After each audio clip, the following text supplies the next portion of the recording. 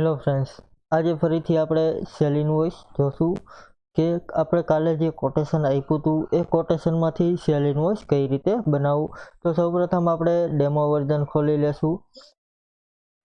અહીં આપણે જે પાર્ટીમાં વર્ક કરીએ છીએ એ આપણે ખોલી લીધી છે.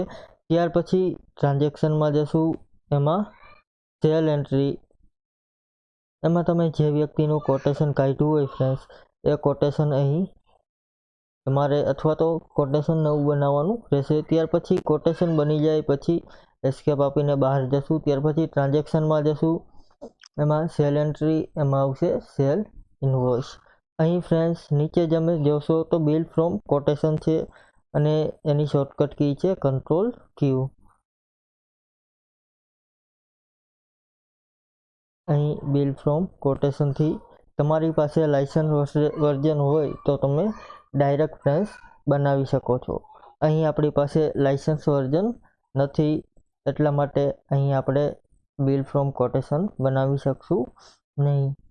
જો તમારી પાસે અહીં લાઇસન્સ વર્ઝન હોય તો તમે કોટેશનમાંથી ડાયરેક્ટ બિલ બનાવી શકો. Thank you friends. આજે પોઈન્ટ આપણે અહીં પૂરો કરીએ. કાલે ફરીથી એક નવો પોઈન્ટ જોશું. Thank you.